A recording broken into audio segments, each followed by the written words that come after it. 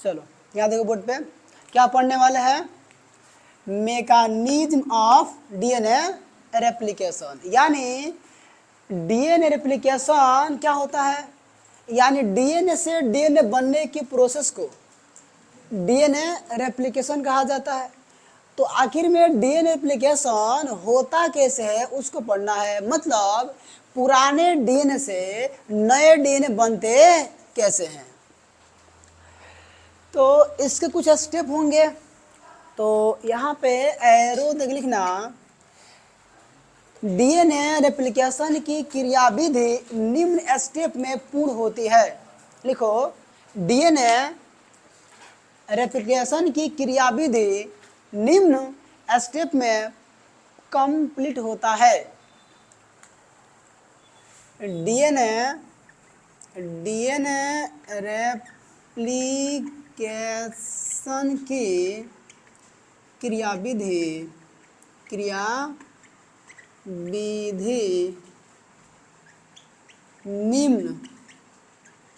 निम्न स्टेप में कंप्लीट होता है।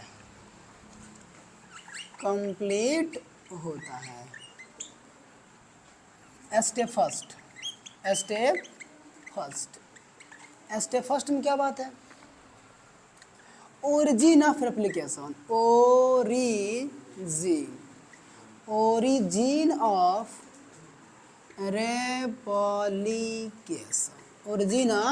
रेप्लिकेशन, या इसको कह दो इनिशिएशन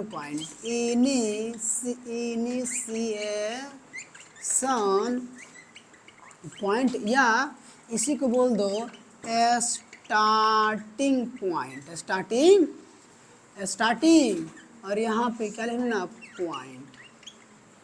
तो स्टेप फर्स्ट क्या है, origin of replication. Origin of replication क्या चीज़ है, अब बताओ कि डीएनए कैसा है, कॉइल है। डीएनए कैसा है, डीएनए मान लो ये डीएनए है, ये पूरा कितना मीटर लंबा है, 2 पॉइंट लंबा है। तो हमको यार कहीं से रेप्लिकेशन स्टार्ट करवाना है, तो कहीं से तो एच बॉन्ड को तोड़ना पड़ेगा, या तो यहाँ से तोड़ दो, या तो यहाँ से तोड़, कहीं तोड़ना पड़ेगा ना। तो न्यूक्लियोटाइड को जिस स्थान से तोड़ा जाता है वहाँ पे दोनों स्टैंड एक दूसरे से क्या हो जाते हैं, अलग होना शुरू हो जाते हैं। इसी का नाम क्या है, ओरिजिन ऑफ रेप्लिकेशन। तो ओरिजिन ऑफ रेप्लिकेशन क्या है, जैसे ये पैंट है और पैंट के चैन है ना, ऐसे चैन देखो, पैंट का ये चैन है कि नहीं है, पैंट का ये चैन है, और इसको लॉक लगा दो तो केवल ऐसे फंस जाते हैं, ऐसे फंसते हैं ना, ऐसे फंस जाएंगे तो चैन बंद हो जाए, क्लोज हो जाएगा। तो यार अगर इसको ओपन करना है तो इसको बोलते हैं ZIPP, जिप मैंने क्या होता है, चैन होता है। ये चैन जिप लगा देंगे तो ये जिप मैंने कहा है, क्लोज्ड है। अगर मैं इसे ओपन करूंगा तो इसको बोलूंगा अनजिपिंग, ZIPPING, अनजिपिंग। अनजिपिंग का मतलब होता है खोलना, क्या होता है, खोला ना, ओपन करना। तो डीएनए भी इसे तो देखो ना, डीएनए भी तो एक चैन के भांति है, तो डीएनए को भी क्या करना पड़ेगा, डीएनए का स्ट्रैंड को ओपन करना पड़ेगा, जिसे क्या बोलेंगे, अनजिपिंग। ये इसका एक और शब्द है अनविंडिंग, अनविंडिंग भी बोला जाता। तो अनविंडिंग का मतलब ही खोलना होता है, आई इसका मतलब क्या होता है, खोलना। तो पहला स्टेप क्या है कि डबल स्टैंडर्ड डीएनए या कोई प्रोकैरियोटिक डीएनए हो तो उसके डीएनए में एक स्टार्टिंग पॉइंट होगा जहां से न्यूक्लियोटाइड को तोड़ दिया जाएगा, वहां दोनों अलग अलग हो जाएंगे, उसे क्या बोला जाएगा, ओरिजिन ऑफ रेप्लिकेशन। तो मैकेनिज्म ऑफ डीएनए रेप्लिकेशन का पहला स्टेप क्या है, ओरिजिन ऑफ रेप्लिकेशन या इनिशिएशन पॉइंट, इसको हिंदी में बोलते हैं प्रारंभन बिंदु, प्रारंभन बिंदु यानी बिंदु जहां से रेप्लिकेशन की प्रक्रिया स्टार्ट होती है। तो पहला स्टेप देन परिभाषा, देन आगे पढ़ते हैं। लिखना अनजिपिंग या अनविंडिंग। बोले पहला स्टेप डाल हेडिंग ओरिजिन ऑफ रेप्लिकेशन, और नीचे लिखना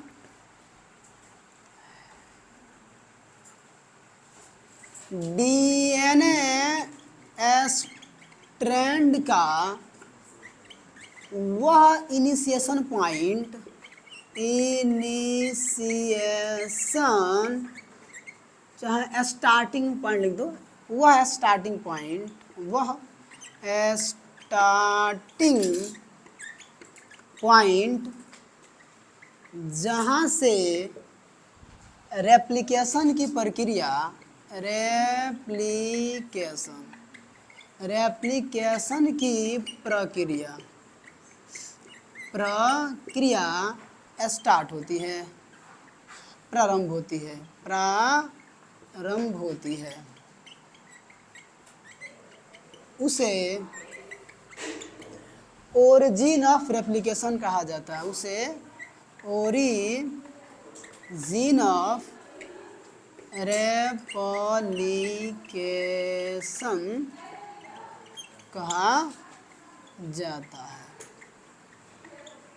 लिख लो पहला स्टेप, डीएनए स्ट्रैंड का वह स्टार्टिंग पॉइंट जहां से रेप्लिकेशन की प्रक्रिया प्रारंभ होती है, उसे ओरिजिन ऑफ रेप्लिकेशन कहा जाता है। उसे ओरिजिन ऑफ रेप्लिकेशन कहा जाता है। नीचे से एरो देख लिखना प्रोकैरियोट्स तथा यूकैरियोट्स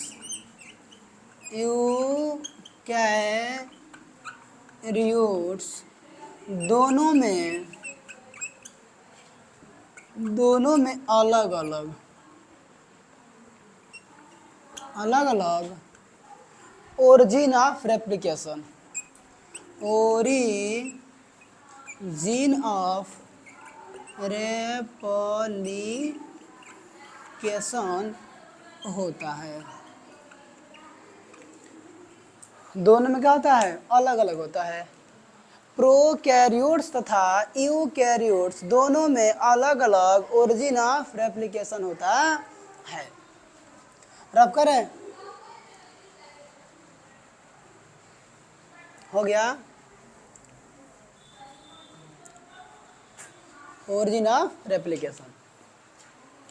प्रोकैरियोट हो और यूकैरियोट दोनों में क्या होगा? अलग अलग होता है। तो पहला किसे पढ़ते हैं? प्रोकैरियोट वाला, और सेकंड में क्या पढ़ेंगे? यूकैरियोट वाला। तो उसमें पहला पढ़ते हैं इन प्रोकैरियोट्स, ऐसे डालेंगे हेडिंग इन प्रोकैरियोट्स। प्रोकैरियोट्स में किसका पढ़ा जाएगा? In E coli, in E coli. E coli का पूरा नाम बताओ? इस चिरचिया कोलाई है ना, इन इकोलाई। इकोलाई की बात कर लेते हैं।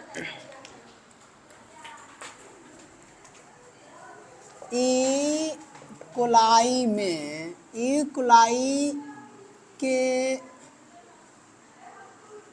सेल में, इकोलाई के सेल में double standard circular, double standard circular DNA पाया जाता है। ई कोलाई के सेल में जो डीएनए होता है कैसा होता है? डबल स्टैंडर्ड सर्कुलर डीएनए पाया जाता है। बना दिया सर्कुलर डीएनए, किसका बना दिए बताओ? ई कोलाई का। चलो यार, ये हमने क्या बना दिया? Circular DNA. और इसका हमने बना दिया स्ट्रैंड। क्या बना दिया? ये बना दिए एस स्ट्रैंड बना दिए।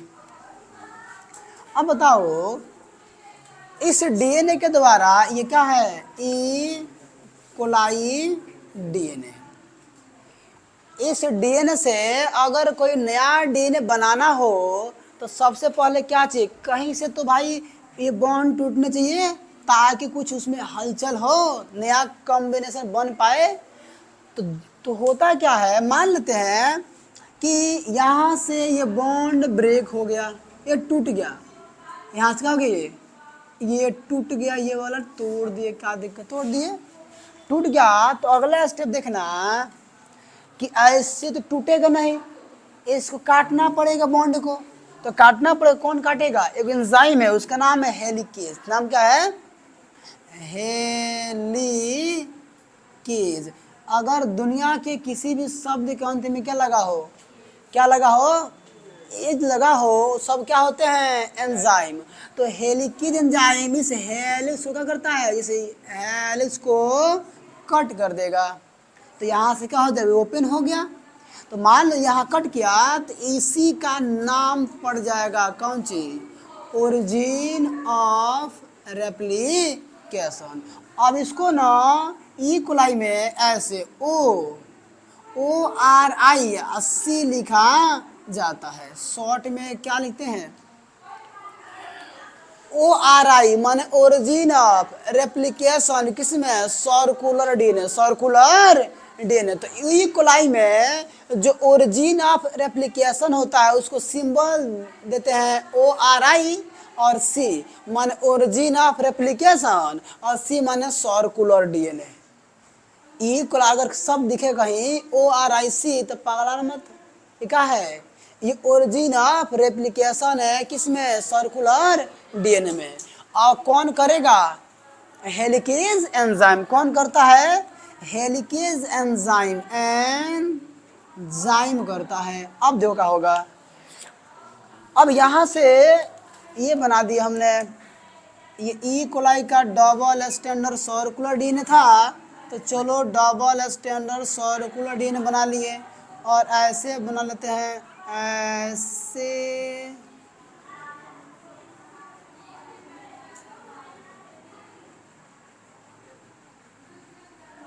और इसका ये स्टैंड हो गया। अब ध्यान देना, ये हो गया, ऐसे कट कर रहा है, ऐसे कट कर रहा है, और यहाँ पे एंजाइम का नाम क्या हो गया, हेलिकेज एंजाइम।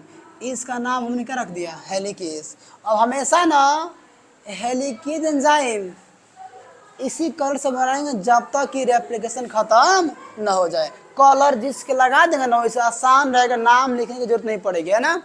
तो ये वाला देखना ना, बाई डायरेक्शन, इधर से भी काटना शुरू कर देगा और इधर से भी, और यहाँ डीएनए दोनों क्या हो जाएंगे, धीरे धीरे ओपन होना शुरू हो जाएंगे। तो इसको बोला जाता है, इसी को बोला जाता है कौन चीज, इसको बोला जाता है ओरिजिन ऑफ, या बोल दो ऑन, ऑन जीपिंग, ZIPPNG, ऑन जीपिंग, या ऑन विंडिंग ऑफ डीएनए, यानी डीएनए हेलिक्स, हेलिक्स यानी डीएनए हेलिक्स का ओपन होना, ओपन होना। डीएनए हेलिक्स का ओपन होना क्या कहलाता है, ऑन जीपिंग या ऑन विंडिंग कहलाता है, माने खोलना। इन दोनों का हिंदी क्या होता है, खोला ना ओपन करना। तो ओरिजिन ऑफ रेप्लिकेशन को ही क्या कहा जाता है, ऑन जीपिंग कह दो या ऑन वाइंडिंग कह दो। तो अगर रेप्लिकेशन चाहिए तो सबसे पहला कंडीशन ओरिजिन होना चाहिए। ओरिजिन ऑफ रेप्लिकेशन जब तक नहीं होगा डीएनए रेप्लिकेशन की प्रक्रिया शुरू नहीं होगी। तो फर्स्ट प्रायोरिटी, अगर कोई तुमसे क्वेश्चन पूछ दे कि डीएनए रेप्लिकेशन करवाना है तो सबसे पहला क्या होना चाहिए, ओरिजिन ऑफ रेप्लिकेशन होना। उसके बाद देखा जाएगा, अगर एक बार ओरिजिन ऑफ रेप्लिकेशन शुरू हो गया तो आराम से क्या बन जाएगा, रेप्लिकेशन की प्रक्रिया शुरू होकर डीएनए। अब ध्यान दो, ई कोलाई में origin of replication one time होता है, मतलब एक ही बार वन प्लेस पे, है ना, एक ही जगह पे होता है। यहाँ पे कितना, वन टाइम, कितने लेते भाई, वन टाइम्स होता है, एक जगह होता है, चाहे वन टाइम्स बोल देंगे। जबकि ऐसा यूकैरियोट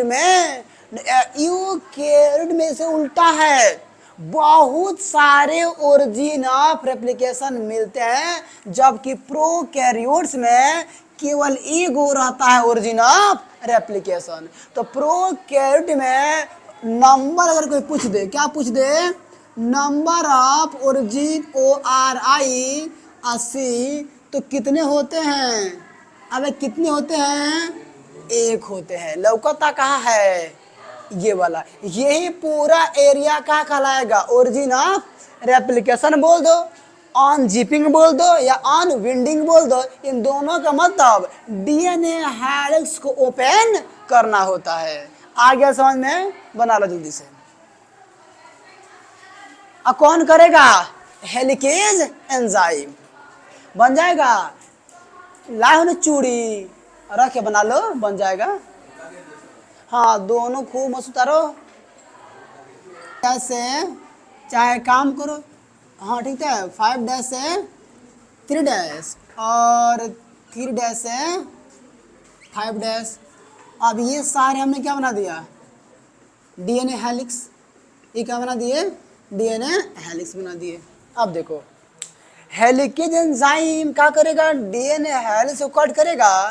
तो मान लो कि यहाँ से कट कर दिया, मान लो यहाँ से कट कर दिया, मान लो यहाँ से कट किया और यहाँ से बहुत सारे कट कर दिया। तो पॉइंट देखो, एक तो लोकेशन यहाँ से कट कर रहा है, एक यहाँ से सेकंड, और ये हो गया थर्ड। अब देखो अब कट करेगा तो कैसे बनेगा, देखो ध्यान से, ऐसे बनना शुरू हो जाएगा।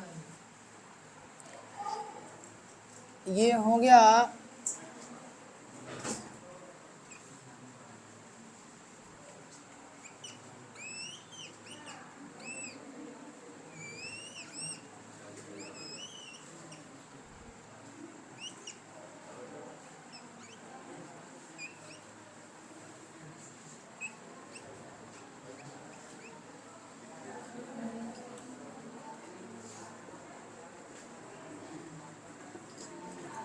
देखो बोर्ड पे, ये क्या बन गया, 5 से 3 और 3 से 5। अब ध्यान देना बोर्ड पे, यहाँ पे क्या है, यहाँ पे हेलिकेज एंजाइम, यहाँ पर क्या है, हेलिकेज एंजाइम, और यहाँ पर भी क्या है, हेलिकेज। ये क्या कर रहा है, डीएनए हेलिक्स को क्या कर रहा है, कट कर रहा है। अरे क्या कर रहा है यार, कट कर रहा है। तो बताओ यहाँ पे कितने ओरिजिन ऑफ रेप्लिकेशन दिखाई दे रहे हैं, 1 2 और 3। अब कितने हैं, 3 दिखाई दे रहा है। यानी यूकैरियोटिक के डीएनए में बहुत सारे ओरिजिन ऑफ रेप्लिकेशन होते हैं, जबकि प्रोकैरियोट में केवल एक होता है। प्रोकैरियोट में कितना होता है, एक होता है, जबकि यूकैरियोट में बहुत सारे होते हैं, 1 2 3। अब यहाँ से ये क्या करेगा, हेलिकेज एंजाइम इस हेलिक्स को काट रहा है, काट तो काटने दो। अब ये काटे तो पूरा मान लो काट दिया। अब बताओ अगर ये पूरा कट कर देगा तो दोनों डीएनए का स्ट्रेन रिपेल करेंगे, डीएनए पे चार्ज कैसे नेगेटिव, और ये दोनों रिपेल करेंगे और हाइड्रोजन बॉन्ड कहेगा भागने देगा, हाइड्रोजन बॉन्ड पास करेगा और रिपल्सन करेगा। तो हाइड्रोजन बॉन्ड ज्यादा फोर्स लगाएगा तो धीरे धीरे पास आ जाएंगे, यानी पास न आए फिर चिपक न जाए, इसलिए ये एस्टेनवा दूर भाग जाएगा। और ये दूर भाग जाएगा तो कुछ तो भगाने के लिए चाहिए ना, तो यहाँ पे आएगा प्रोटीन, उसका नाम है SS, single standard binding protein. क्या है नाम, SSBP। ये SSB क्या करता है, ओपन डीएनए स्ट्रैंड को स्टेबल करने का काम करता है, ताकि हेलिकेज अपना काम करे, काटते हुए चल जाए और आपस में चिपक जाए, तो फिर ओरिजिन ऑफ रेप्लिकेशन क्या हो जाएगा, शून्य हो जाएगा। तो फिर रेप्लिकेशन ही होगा, यानी रेप्लिकेशन होना है तो दोनों स्टैंड को दूर रहना पड़ेगा। तो दूर रखने के लिए ये आ जाता है और ये आरी है, समझो क्या है ये आरी है और ये स्टेबल करने वाला क्या है, ये प्रोटीन है। आरी क्या करेगा, ऐसे डीएनए को काटते चला जाएगा और ये दोनों स्टैंड ओपन होने शुरू हो जाएंगे तो दोनों स्टैंड आपस में चिपक न जाए, इसलिए कहेगा सिंगल स्टैंडर्ड बाइंडिंग प्रोटीन। तो प्रोकैरियोट में माने ह्यूमंस बीइंग में ओरिजिन ऑफ रेप्लिकेशन कितने होते हैं, मोर देन वन, एक से ज्यादा होते हैं। और ये जो ओपनिंग होता है ना, ये क्या होता है, ये स्मॉल ओपनिंग होता है। कैसा होता है, स्मॉल ओपनिंग होता है। ऐसा नहीं कि पूरा भुमाका ओपन हो गया, एकदम माइक्रोस्कोपिक ओपनिंग होता है, बहुत थोड़ा सा होता है। और हल्की से ओपनिंग होने की वजह से बहुत सारे ओपन होते हैं। Many times of origin of replication present in eukaryotic cell DNA। तो origin of replication समझ में आ गया कि क्या होता है, कि डीएनए का हेलिक्स काट दो और क्या कर दो, ओपन कर दो, नाम हो जाएगा origin of replication। तो प्रोकैरियोट में एक बार होता है जबकि यूकैरियोट में मेनी टाइम्स होता है। डायग्राम बनाओ दोनों। अगला स्टेप सेकंड, स्टेप सेकंड क्या है, अनजिपिंग, ZIPPING, अनजिपिंग या अनविंडिंग, अनविंडिंग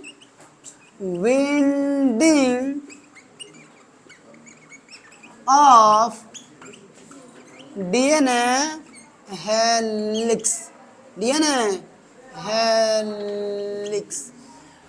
हिंदी में क्या बोल देंगे इसको, डीएनए हेलिक्स, हेलिक्स का खुलना, खुलना, डीएनए हेलिक्स का खुलना। तो आरी क्या करता है, डीएनए हेलिक्स को काटता है और एसएसबीपी क्या करता है, स्टैंड को अलग करके स्टेबल करेगा। अभी जस्ट इसके बाद वो आएगा ना थर्ड स्टेप में। कोई तुमसे पूछ दे कि ओरिजिन ऑफ रेप्लिकेशन स्मॉल होता है कि लार्ज, स्मॉल, थोड़ा सा होता है। अरे कितना होता है, थोड़ा सा होता है। प्रोकैरियोट में ओरिजिन ऑफ रेप्लिकेशन एक टाइम होता है कि more time, only one times होता है। जबकि यूकैरियोटिक सेल में ना होता है। अरे डीएनए में ना होता है यार, सवाल सही होना चाहिए, है ना। कोई व्यक्ति और हर सवाल का जवाब दे, ये बात ना है ना, सवाल सही होना चाहिए, जवाब नहीं। निकलिए। तो ओरिजिन ऑफ रेप्लिकेशन लगता है सबको समझ में आ ही नहीं गया होगा, आ गया है। ओरिजिन ऑफ रेप्लिकेशन शुरू हो गया। अब ओरिजिन ऑफ रेप्लिकेशन के बाद क्या होगा, एक बात बोल दे, सुनो ध्यान से। इसका मतलब का देखो ना, जीप का लिखा यहाँ पे ZIPP, जिप, जिप मतलब होता है पैंट का चैन। तो अगर आगवा हटा देंगे है तो हो गया जीपिंग, मतलब चैन पैंट का बंद है। अगर लगा देंगे अन तो अन जिपिंग माने पैंट का चैन खुला है। अगर कोई व्यक्ति हो और उसका पैंट चैन खुला तो क्या बोलेंगे, माइंड योर जिप। क्या बोलेंगे यार, माइंड योर जिप, मतलब होता है कि पैंट का चैन बंद कीजिए। एक बार हमारे मार से पढ़ाने आए थे तो लड़का सब हंस रहा था, तो बोले कहाँ हंस रहे यार, क्या बात है। तो वही बताए थे, अगर ऐसा हो जाए सडनली तो उसको बोल देना चाहिए, वो समझ आएगा। तो फ्रेजल वर्ब है माइंड योर जिप, है ना, लिख लो। इंग्लिश पढ़ने से नहीं आता है, सीखने से आते हैं, है ना। कहानी सुने हो ना, इंग्लिश नहीं आता है तो टूटी फूटी इंग्लिश बोलो, लेकिन बोलो ना, आ जाए इंग्लिश बोलना, है ना। तो समझ में आ गया होगा मैं कहना क्या चाह रहा हूँ, जिपिंग और अनजिपिंग माने खोल देना, है ना। स्टेप खत्म हो गया। स्टेप सेकंड में बात क्या लिखना है, लिखना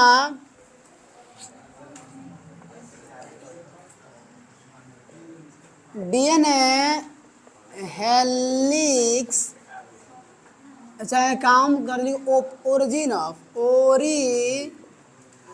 ओरिजिन ऑफ रेप्लिकेशन, रेप्लिकेशन के बाद डीएनए हेलिक्स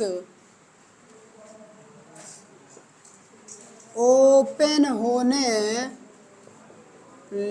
लगता है, जिसे जिसे जिसे जिसे डीएनए हेलिक्स का ऑन जीपिंग या अनविंडिंग कहा जाता है, कहा जाता है। लिख लिए। अगला एरो लिखना, यह हेलिकेज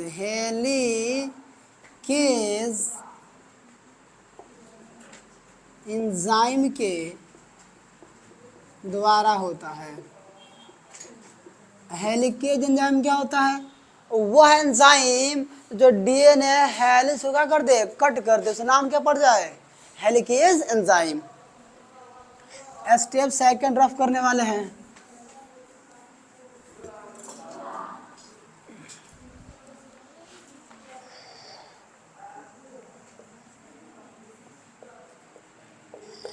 इसके बाद डीएनए के दोनों स्ट्रैंड एक दूसरे से अलग हो जाते हैं, एक दूसरे से अलग हो जाते हैं, जिसे अलग हो जाते हैं, जिसे रेप्लिकेशन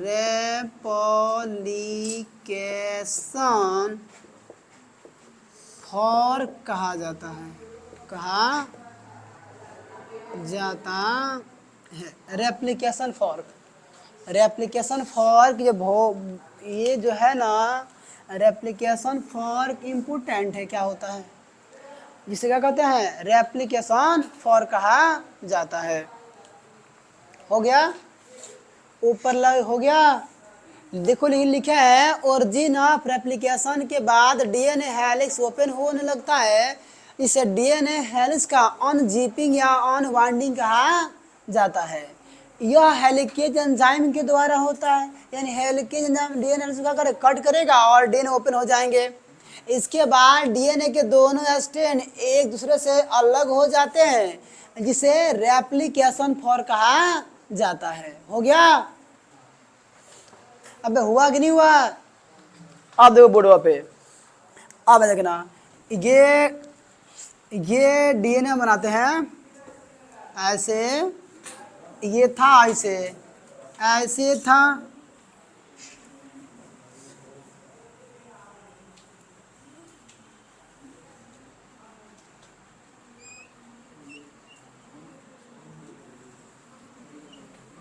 मान लो ऐसे डीएनए बनाती। देखो बोर्ड पे, ये हो गया 5' और यूँ आया तो ये 3' और ये हो गया 3' और यूँ आया तो ये हो गया 5' और ये इसका डीएनए हेलिक्स और यहाँ तक मान लो ओपन हो चुका है और ये कट चुका है और यहाँ पे कौन काट रहा है?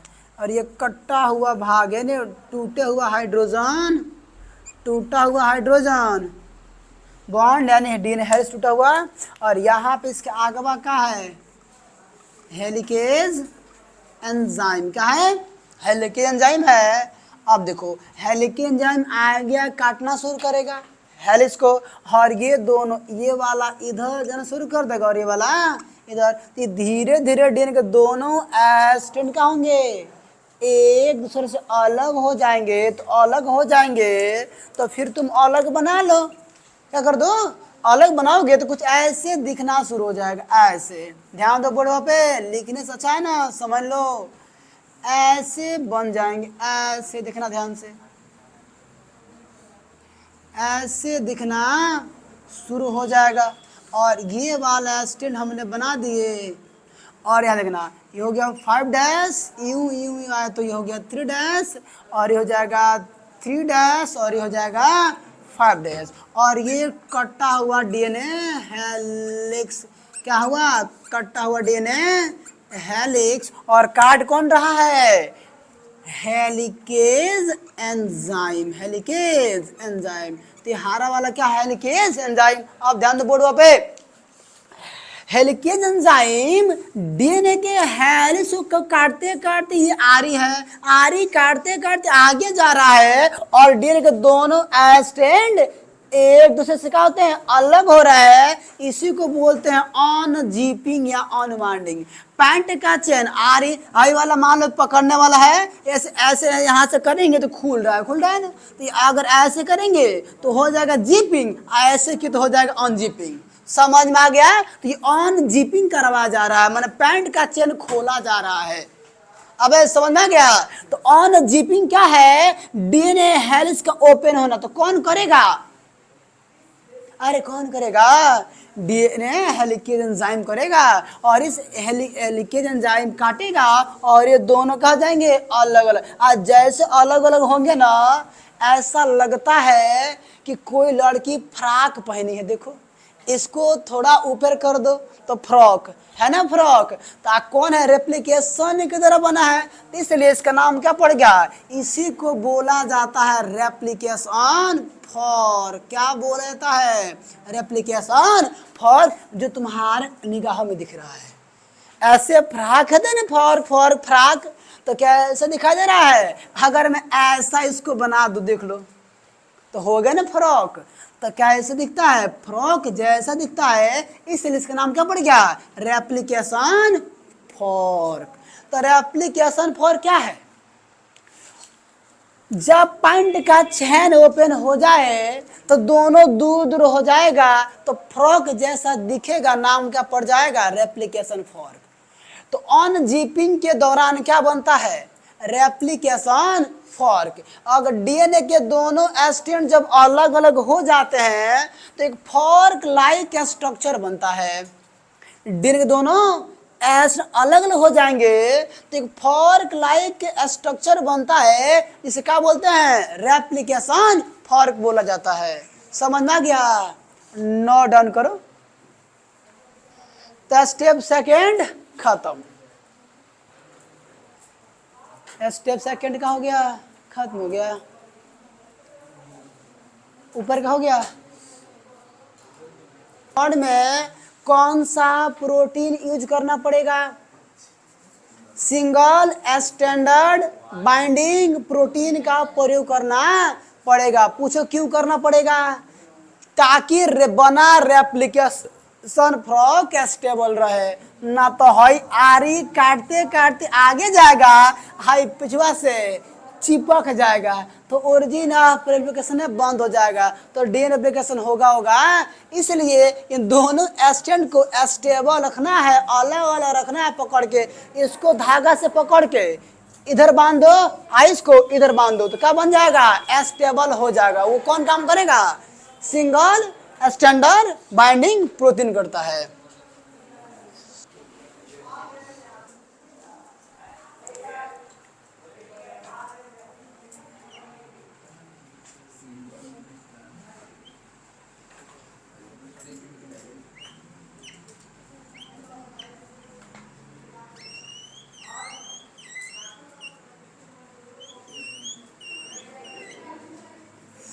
ये 5 डैश है और ये 3 डैश, इसको पकड़ लो, सिंगल को पकड़ लो, ये हो जाएगा 3 डैश, हो जाएगा 5 डैश। ये कटा हुआ डीएनए हेलिक्स है, ये क्या है, कटा हुआ डीएनए हेलिक्स है, और यहाँ पे बताओ ये सारे के सारे क्या है, न्यूक्लियोटाइड बना दिए एंड डीएनए हेलिक्स बना दिए। और यहाँ पे आरी कौन है, आरी हेलिकेज एंजाइम, ये आरी बना दिया हेलिकेज एंजाइम, ये काट रहा है, ये आगे काटते जा रहा है। अब बताओ कि अगर ये अपना काम तो कर दे, काटते काट चल जाए, पैंट का चेन ओपन हो जाए, हाई अगर छोड़ दे तो ऑटोमेटिक हो जाए, पास आ जाए, तो फिर ये दोनों आपस में आगे चिपक जाएंगे तो ओरिजिन ऑफ रेप्लिकेशन नष्ट हो जाएगा। इसलिए ये दोनों स्टैंड को स्टेबल करने के लिए क्या यूज करना पड़ेगा, सिंगल स्टैंडर्ड बाइंडिंग प्रोटीन। तो हम क्या करने वाले हैं, रेड कलर से बनाने वाले हैं या हरा कलर से या ब्लू कलर, कोई कलर देना। यहाँ पर हमने क्या यूज कर लिया, सिंगल स्टैंडर्ड बाइंडिंग प्रोटीन। यहाँ पे हमने क्या ले लिया, सिंगल स्टैंडर्ड बाइंडिंग प्रोटीन। इसको क्या बोलेंगे, single standard binding SSB protein. किसी को दिक्कत हो रहा है तो ये हरा वाला क्या है, हेलिकेज एंजाइम, और ये ब्लू वाला क्या हो गया, सिंगल स्टैंडर्ड बाइंडिंग प्रोटीन। और ये पूरा तुमको जो दिखाई दे रहा है, ये पूरा का पूरा क्या हो गया, रेप्लिकेशन फॉर्क, रेप्लिकेशन फॉर्क। तो रेप्लिकेशन फॉर्क, तो यहाँ पे ये क्या करता है, स्टेबल, क्या कर दिया, stability, provide stability, provide stability of DNA strand. आ गया समझ में। अब बताओ, अब भाई काटते हुए चल जाए, ahoई धागा है, दोनों बस तान के बांधे, क्या कब क्लोज हो पाएगा, तो रेप्लिकेशन फॉर्क क्लोज ना हो, स्टेबल हो जाए, इसके लिए कौन सा enzyme, single standard binding protein. दुनिया का सब एंजाइम प्रोटीन होते हैं, सब प्रोटीन एंजाइम होते हैं। समझ में आ गया, कहता है कि एंजाइम होते हैं, प्रोटीन होते हैं, एंजाइम है ना। लिख लो, स्टेप थर्ड समझ में आ गया।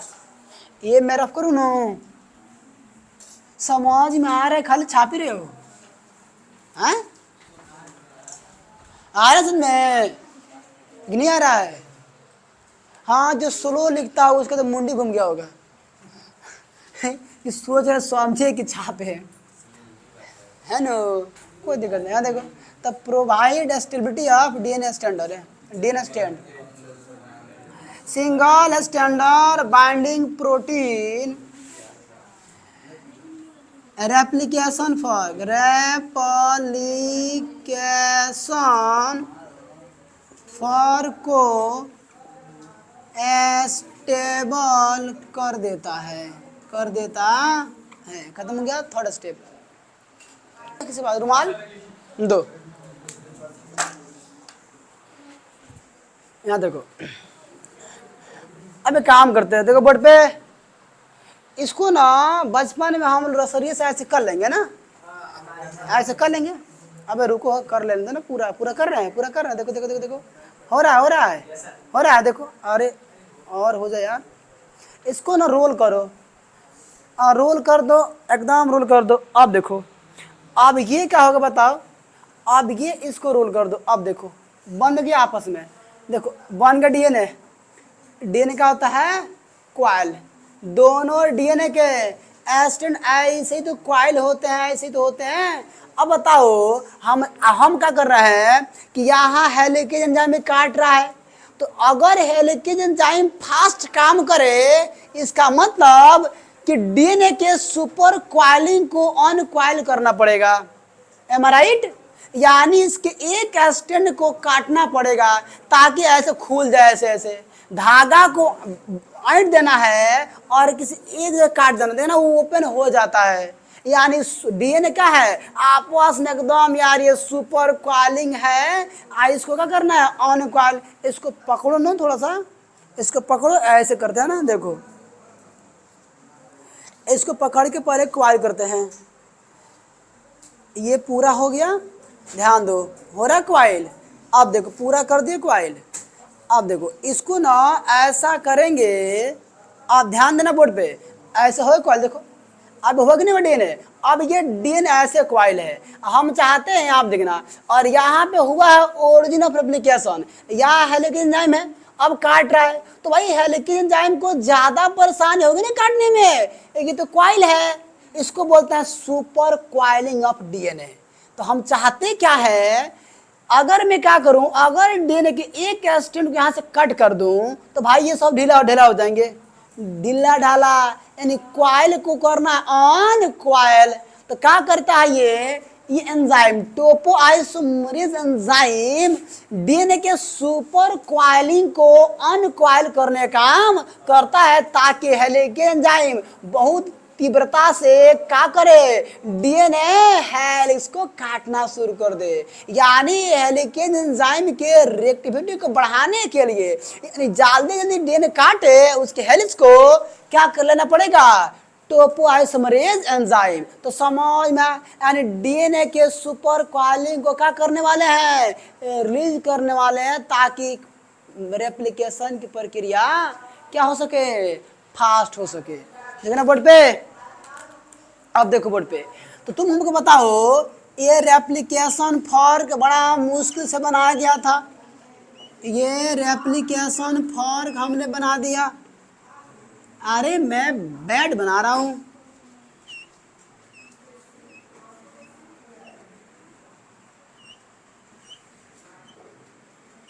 आप देखो ध्यान से, बन गया। अब बताओ ये डीएनए कैसा है, सुपर क्वाइल है कि नहीं है, इसी को बोलते हैं सुपर क्वाइल। हमको हमको चाहिए कि बड़े फास्ट काट दे डीएनए हेलिक्स को। यहाँ पे ग्रीन वाला क्या था बताओ, हेलिकेज एंजाइम। तो तुम अब सोच के बताओ, ये काट रहा होगा, इसको कितना परेशानी हो रहा होगा, मुश्किल से आगे बढ़ रहा होगा। तो क्यों ना काम करें, डीएनए के किसी एक स्ट्रैंड को कट कर दे, ताकि जो क्वाइल है वो कहा जाए, अनक्वाइल हो जाए। तो ये हेलिकेज एंजाइम है, और ये तुम्हारा सिंगल स्टैंडर्ड बाइंडिंग प्रोटीन है, जो रेप्लिकेशन फॉर्क को स्टेबल करके रखा हुआ है। और ये जो है ये कटा हुआ डीएनए हेलिक्स है, कटा हुआ डीएनए, कटा हुआ डीएनए, कटा हुआ डीएनए हेलिक्स है। और ये हो गया 5 डैश, हो गया 3 डैश, ऐसे आओगे ऐसे, तो ये 3 डैश और ये 5 डैश। देखो बोर्ड पे, इस टोपोआइसोमरेज एंजाइम यूज करते हैं, तो करता ही क्या है कि कट, क्या करता है, कट्स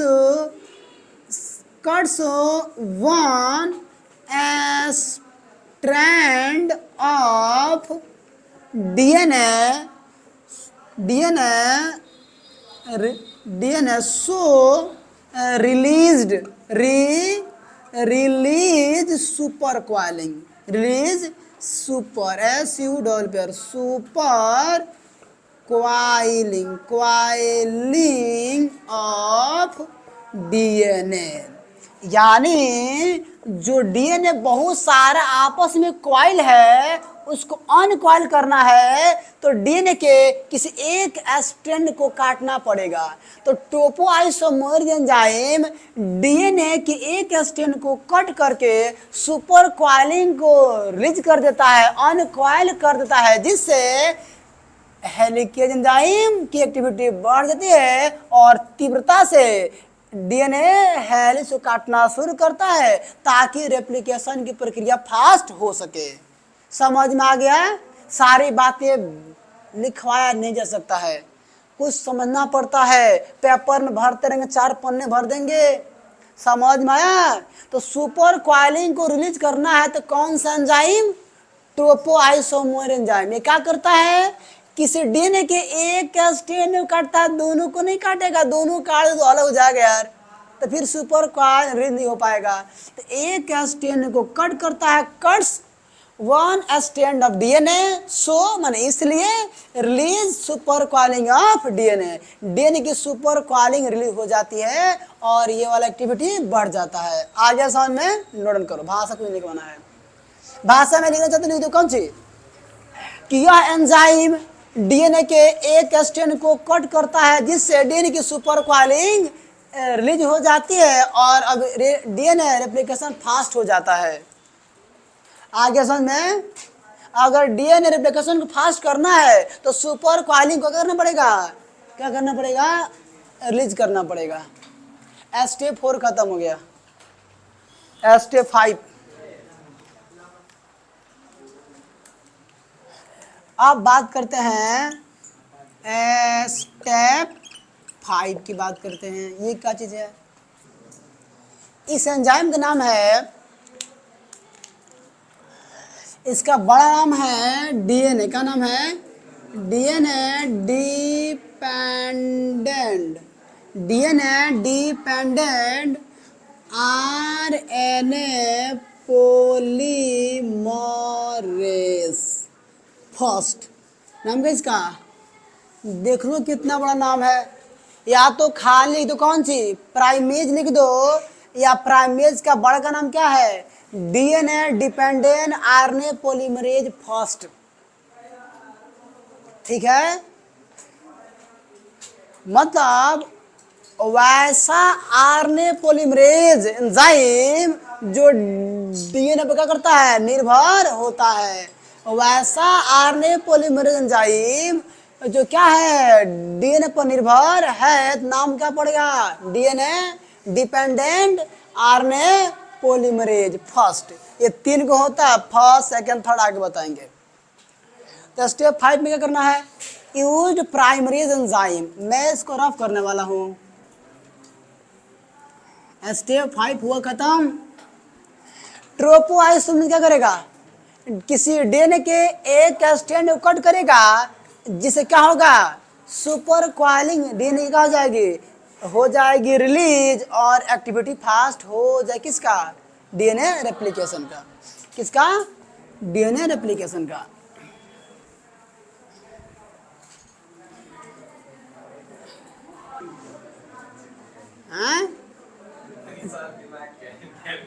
क्रिस तो पगला गइल कि मार सब, बाप रे ई मार सब कौन डीएनए रेप्लिकेशन पूछे न, पगला गइल कि ना, पूछो नु ना क्रिस, तो पगला नहीं यार, पागल हो ना है, दूसरे को पागल कर देना है, हैं? किसी कहना है कि हम पागल हो तो नहीं, पागल करके छोड़ देते हैं, हैं? तो ऐसा तब हो सकता है जब उस इंसान के दिमाग में नहीं, दिल में बसोगे, है ना।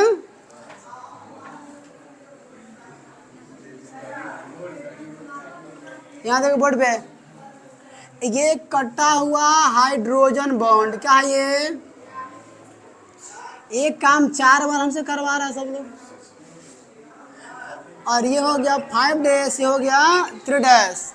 अब पकड़ोगे ना, यूं आ रहा है, यूं, ये क्या हो गया 3 डैश, ये हो गया 5 डैश, देखो बोर्ड पे।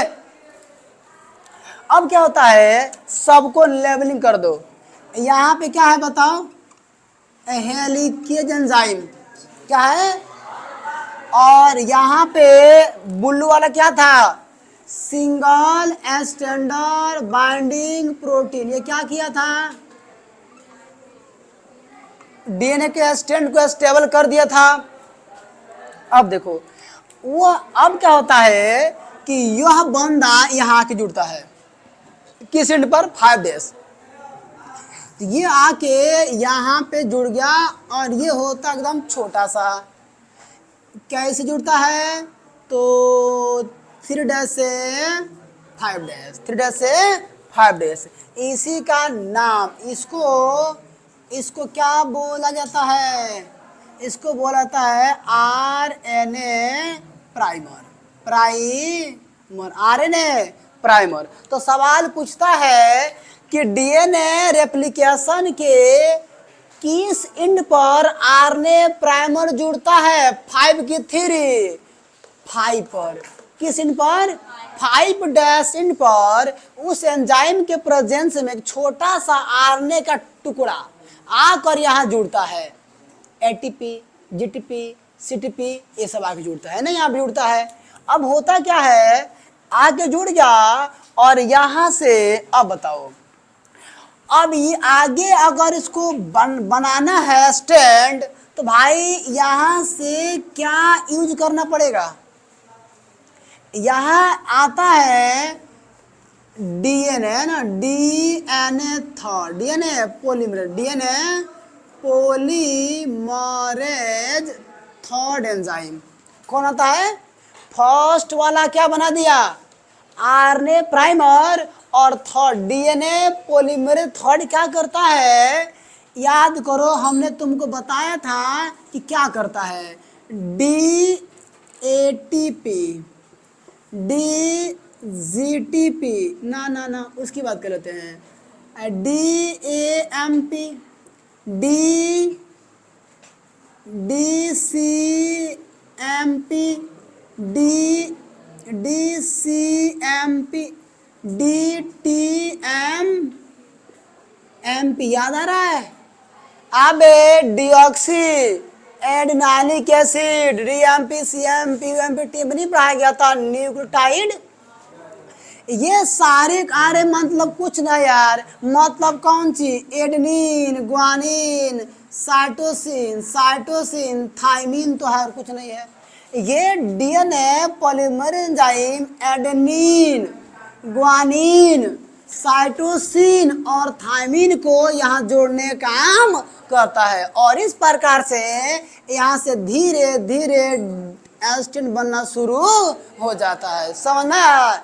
या मान लो यहाँ पे T है, तो यहाँ से पकड़ेगा A और जोड़ देगा यहाँ पे, हमको पता है A का शादी T के साथ और G का शादी C के साथ, आया समझ में, आया नहीं आया, देखो तो ये यहाँ पे DNA पॉलीमरेज थर्ड क्या करता है, इन सब को पकड़ पकड़ के और यहाँ पे जोड़ने का काम करता है, और ये RNA प्राइमर धीरे धीरे आगे बढ़ने लगता है। इतना समझ में आया, तो फिर अगला स्टेप देखो ध्यान से। अब अगला स्टेप में क्या है कि नीचे यहाँ बनाए, यहाँ बनाते तो यहाँ बनाते हैं, ये सबको तो दिख रहा है क्या बना रहे हैं,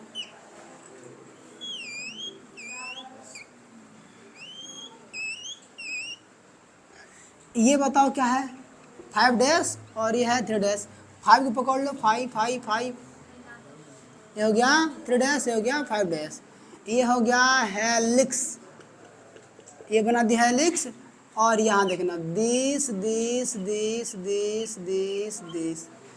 यहाँ दिस हाइड्रोजन बॉन्ड कटा हुआ, हाइड्रोजन बॉन्ड। यहाँ बताओ यहाँ पे क्या है, सिंगल स्टैंडर्ड बाइंडिंग प्रोटीन, यहाँ सिंगल स्टैंडर्ड बाइंडिंग प्रोटीन, और यहाँ बोलो क्या है, यहाँ है हेलिकेज एंजाइम, कौन सा है, हेलिकेज एंजाइम, और ये सारे कटे हुए हाइड्रोजन बॉन्ड। अब बताओ, अब जैसे जैसे इस RNA छोटे से RNA प्राइमर से एडेनिन, ग्वानिन, साइटोसिन, थाइमिन जुड़ेगा, तो वैसे वैसे स्टेनवा लंबा होते नहीं चल जाएगा, अब ऐसे बढ़ना शुरू हो जाएगा, तो इस प्रकार से बढ़ना शुरू हो जाएगा। इस 5 डैश से यहाँ पे ऐसे स्ट्रैंड बढ़ना शुरू हो जाएगा, 3 डैश से 5 डैश, अरे समझ में आ गया, अरे समझ में आया, तो इस पर भी तो बनेगा। अब बताओ यहाँ पे जुड़ गया 3 डैश से 5 डैश, तो यहाँ पे क्या बन रहा है, नया DNA, क्या बन रहा है, नया DNA, और इसके उल्टा में अब ऐसे चल रहा है, तो ऐसे आएगा, मैं चलूं आगे, मैं आगे चलूं, जितना आगे फास्ट चलूंगा कैसे चलूं पीछे, ऐसे, इसका मतलब कि 3 से 5 डैश तो चलता है बड़े फास्ट, लेकिन यहाँ पे उल्टा हो जाता है, यहाँ पे इस स्टैंड पर ऐसे ऐसे ऐसे छोटे छोटे DNA का स्टैंड बनना शुरू हो जाता है। क्यों? क्योंकि यहाँ पे कोई इंड है ही नहीं, यहाँ पे कोई इंड नहीं है, ना यहाँ पे 5 है ना यहाँ पे 3 है, तो यहाँ पे इंड अब्सेंट होने के कारण ही डीएनए के एक स्ट्रैंड पर कॉन्टिन्यूअस स्ट्रैंड बनता है, जबकि दूसरे स्ट्रैंड पर डिसकंटिन्यूअस बनता है, माने छोटे छोटे टुकड़ों बनता है। आगे समझ में आ गया? अगला स्टेप देखना ध्यान से।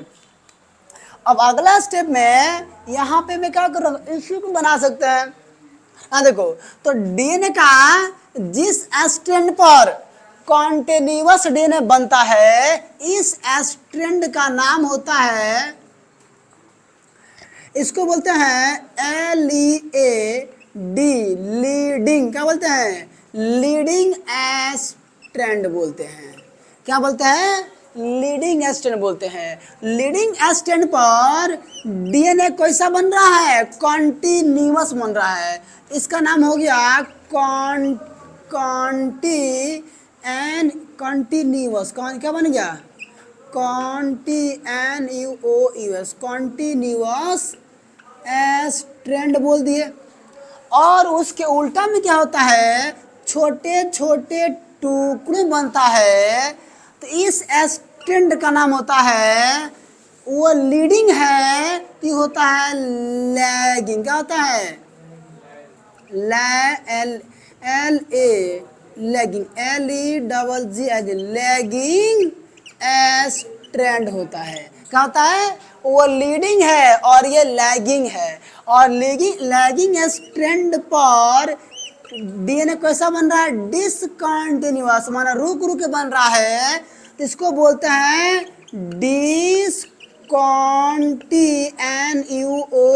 डिसकंटिन्यूअस स्ट्रैंड बोल दिया जाता है।